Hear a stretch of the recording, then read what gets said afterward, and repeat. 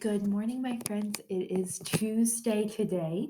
It is May the 12th, and today we are going to have our read aloud Judy Blume's Tale of a Fourth Grade Nothing. But first, I want to tell you to make sure that you're working on your end of year book because that's going to be something that's really, really special that you can go back to when you get older. I still have my end of year books from elementary school. So make sure that you're working really hard on that. If you've turned it in and you want to add more things to it, you can definitely do that. I will return it to you right away so that you can do that and you can add whatever you want. There are some blank templates at the bottom that you can use, that you can come up with your own page of your memory book, or you can add blank pages to your memory book. If you need help with any of that, just let me know and I'll help you out.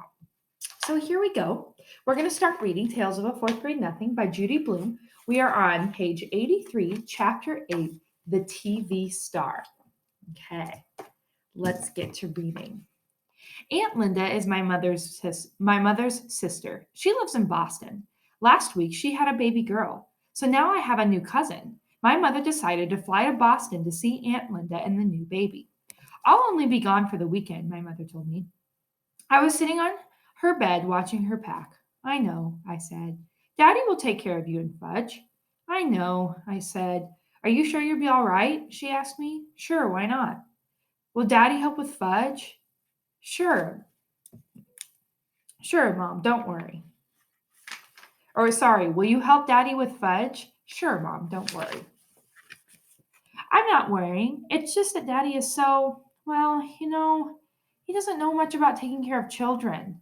Then she closes her suitcase. We'll be fine, Mom, I said. I was really looking forward to the weekend. My father doesn't care about keeping things neat. He never examines me to see if I'm clean, and he lets me stay up late at night. On Friday morning, all four of us rode down the elevator to say goodbye to my mother. Henry looked at the suitcase. You're going away, Mrs. Hatcher? He asked. My mother answered, No, I am, Henry. My sister just had her first baby. I'm flying to Boston for the weekend to help out. New baby, Fudge said. Baby, baby, baby. Nobody paid any attention to him. Sometimes my brother just talks to hear the sound of his own voice. Have a nice visit, Mrs. Hatcher, Henry told my mother when we reached the lobby. Thank you, Henry, my mother said. Keep an eye on my family for me. Will do, Mrs. Hatcher, Henry said, giving my father a wink. Outside, my father hailed a taxi. He put the suitcases in first, then he held the door for my mother. When she was settled in the cab, my father said, Don't worry about us. We'll be just fine. Just fine, Mommy, Fudge yelled. Bye, Mom. See you Sunday, I said. My mother blew us kisses. Then her cab drove away. My father sighed while Fudge jumped up and down, calling, Bye, Mommy, bye, bye, bye. I had no school that day. The teachers were at a special meeting, so my father said he'd take me and Fudge to the office with him. My father's office is in a huge building made of almost all glass. It's a really busy place. You never see people just sitting quietly at desks. Everyone's always rushing around. A person could get lost in there. My father had a private office and his own secretary. Her name is Janet, and she's very pretty. I especially liked her hair. It's thick and black. She had the longest eyelashes I've ever seen. Once I heard my mother say, Janet must have to get up at the crack of dawn to put on her face. My father just laughed when my mother said it. Janet's seen me before, but this was her first meeting with Fudge. I was glad his hair was finally growing back. I explained right off about his teeth. He'll look a lot better when he's older, I said. He knocked out his front too, but when he's 6 or 7, he'll get new ones. See, Fudge said, opening his mouth. All gone. My father said, Janet, the boys are going to be here for the morning. Can you amuse them while I clear up some work? Certainly, Mr. Hatcher, Janet said. You go ahead into your office and I'll take the boys on a tour of the rest of the agency. As soon as my father went into his private office, Janet took out her pocketbook. She reached in, came up with a hairbrush, some lipstick, and a bag of crackers. Want some? She asked me and Fudge. Okay, I said, taking a handful. Fudge did the same. The crackers were shaped like little goldfish. I nibbled while Janet fixed herself up. She had a big folding mirror on her desk drawer. She set it on top of her desk and went to work on herself. When she was finished, she looked exactly the same as when she came in. But I guess she didn't think so because she said, that's much better. Then she put all her stuff away and took me by one hand and Fudge by the other. We walked down a long hall through a doorway and into another section of the agency. We came to a room where there was a bunch of kids and mothers. I guess there were at least 50 of them. Most of the kids were kind of small, like Fudge. Some were crying. Is this a nursery school or what? I asked Janet. She laughed. They're here to try out they're here to try out for the new toddler bike commercial. You mean they all want to be the kids who ride the toddle bike on TV? Yes, at least their mothers want them to be picked, Janet said. But we can only use one. You mean only one out of all these kids is going to be picked? That's right, Janet said. Who picks them? Who picks him? I asked. Your father and Mr. Denberg are doing it, but of course Mr. Vincent, the vice president of Toddlebike Company, has to approve. Just then a door opened and a secretary came out. Next, she called to the waiting kids. My Murray's next, a mother said. Oh, no, he's not, another mother called. Sally is next. Ladies, please, you'll all have a turn, the secretary said. Murray got to be next. He was a little red-headed kid. He wasn't in the other room for 2 minutes when the door opened and a big man with a cigar in his mouth came out. No, no, no, he shouted. He's not the type at all. Murray was crying. His mother yelled at the big man. What do you know anyway? You wouldn't know a treasure if you found one. She shook her fist at him. Janet whispered to me, That's Mr. Vincent, the president of Toddlebike. Mr. Vincent walked to the center of the room. He looked around at all the kids. When he looked over at us, he pointed and called. There he is. That's the kid I want. I thought he meant me. I got excited. I could just see myself on TV riding a toddle bike. All my friends would turn on their sets and say, Hey, look, there's Peter. While I was thinking about what fun it would be, Mr. Vincent came over to us and grabbed Fudge. He lifted him up. Perfect, he cried. He's perfect. The mothers who were waiting packed up their kids and left right away. Mr. Vincent took off with Fudge in his arms. Janet chased him. She called, But Mr. Vincent, you don't understand. I ran after Janet. Mr. Vincent carried Fudge into the other room. He announced, I found him myself, the perfect kid to ride the toddle bike in my new commercial. Mr. Vincent put Fudge down and took the cigar out of his mouth. There were two other men in the room. One was Mr. Denberg. The other was my father. Hi, Daddy, Fudge said.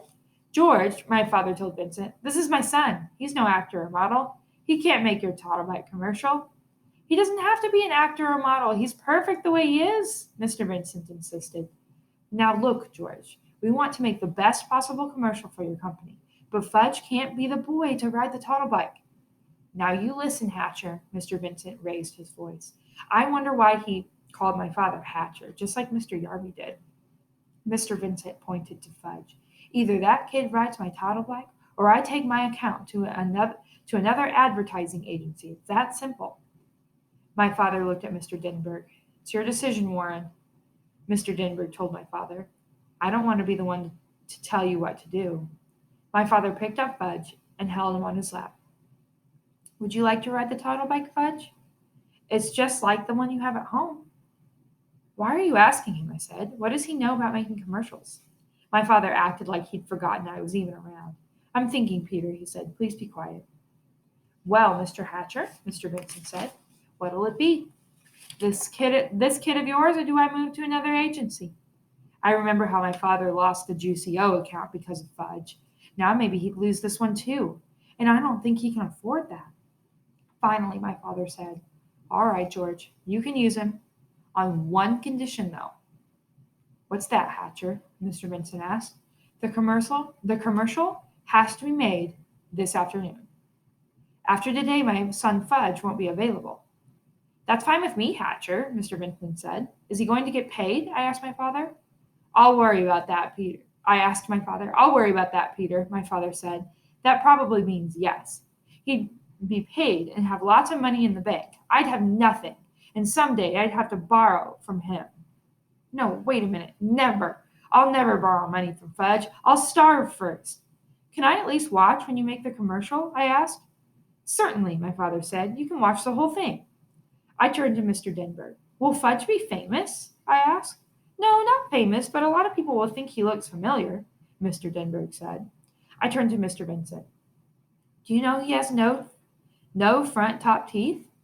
That's part of his charm, Mr. Vincent said. And he cut off all his hair 2 months ago. Well, he looks fine now, Mr. Vincent said. And he can't even talk in long sentences yet, I told everyone in the room. He doesn't have to say a word, Mr. Vincent told me. I couldn't think of any other reason why Mr. Vincent shouldn't use Fudge in his Toddlebite commercial. It was settled. Soon Fudge would be a famous television star, and I would be plain old Peter Hatcher, fourth grade nothing. Let's begin right after lunch, Mr. Denberg said. We should get it filmed in about 2 hours. While my father and Mr. Denberg worked out all the arrangements, I asked Janet where the men's room was. She walked me to it. I told her thank you, and then she didn't have to wait. I'd find my own way back. When I was safely inside, I looked at myself in the mirror. I wish Fudge had never been born, I thought. Everything good always happens to him. If he had to be born, I wish he could be 9 or 10 like me. Then Mr. Vincent wouldn't want him to be the one to ride the Toddlebike in his commercial. Janet sent down the coffee shop for some sandwiches and drinks. After we ate, we all walked to another section of the agency where the cameras were set up. A make-believe street scene was in the background. The Toddlebike was shiny red. My father told Fudge all he had to do was ride it around. Fudge liked that. He zoomed all over the place. Vroom, vroom, vroom, he called. My father, Mr. Vincent, and Janet sat on the folding chairs and watched the action. I sat on the floor at my father's side.